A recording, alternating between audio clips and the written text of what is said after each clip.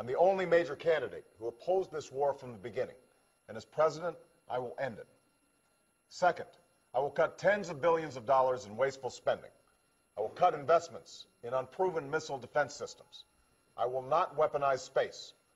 I will slow our development of future combat systems, and I will institute an independent Defense Priorities Board to ensure that the quadrennial defense review is not used to justify unnecessary spending. Third, I will set a goal of a world without nuclear weapons. To seek that goal, I will not develop new nuclear weapons. I will seek a global ban on the production of fissile material, and I will negotiate with Russia to take our ICBMs off hair trigger alert and to achieve deep cuts in our nuclear arsenals. Welcome to the rant. I'm John Shannon. Well, anybody that has any doubt whatsoever as to what the type of policies that Barack Obama is bringing to the table here, there you go. That last minute of video pretty much summed it up, and I want to thank YouTube member Newsguy 2005 for bringing this to my attention. You know, it's a scary thought, but what Obama is saying makes a lot of sense. And I think that one of the things that he really wants to address in this is the money that is wasted. I mean, granted, there have been some great weaponry that has come that has probably saved many of American servicemen's lives, especially in some of the battles that have been going on here in Iraq. But the fact of the matter is there's also been a lot of waste in military spending, and I honestly think that for the type of warfare that we are going to be involved in here, and let's face it, I am not by any means delusional enough to think that if Barack Obama wins the election, that suddenly that the Islamic radicals will suddenly put down their weapons and say, well, geez, we like this president, we're not going to, be a threat to America anymore. I'm not foolish enough to think that. But the type of weapons that Barack Obama is talking about abolishing will do no good in deterring the threat of terrorism to begin with.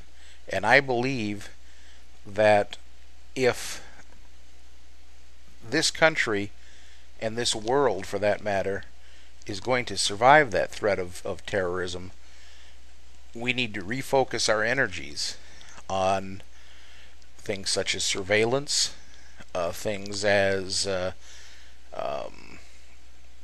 more of a low level, more of a how do I want to put this?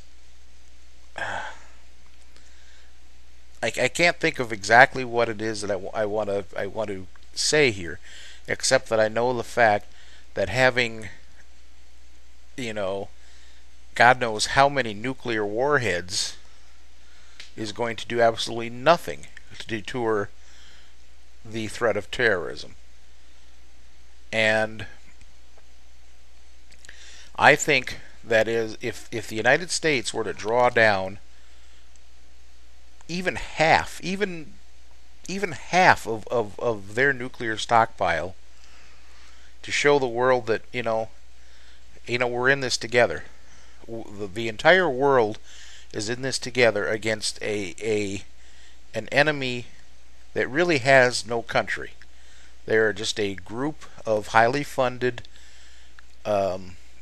loosely to moderately trained radicals who aren't seeking anything else but just the destruction of civilization. And that is going to take a new approach to American defense.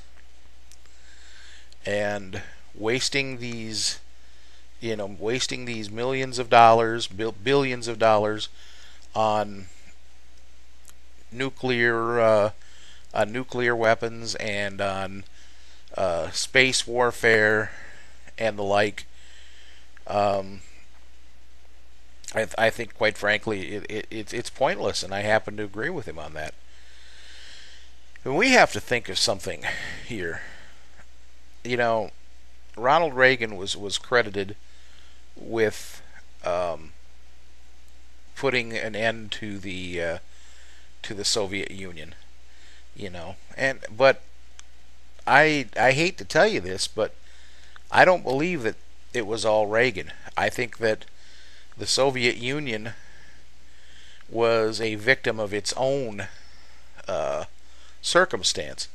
I think that the Soviet Union, quite frankly, their military budget was so high, and it just drugged down everything else. Of course, they got mired down in Afghanistan, quite a bit like we are getting mired down in Iraq. And the whole idea there is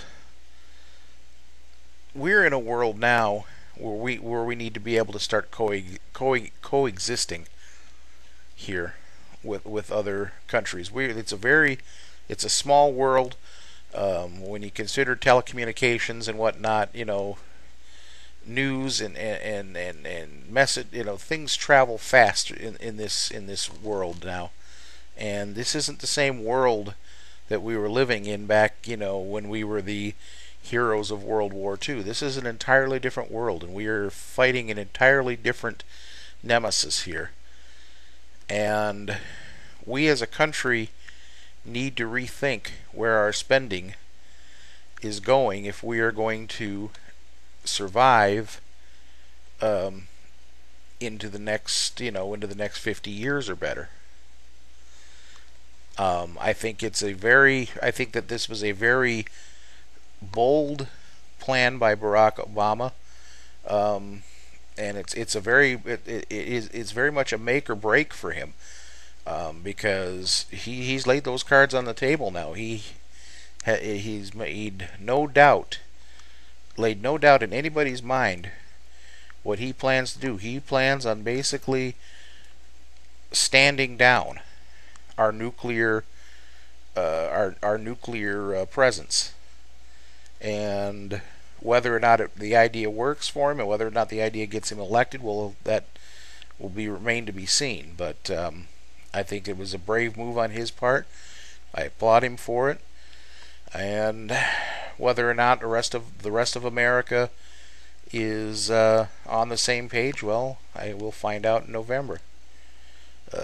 That's really all I have for that. Until the next time, this is John Shannon, the Redneck Cabbie. Adios.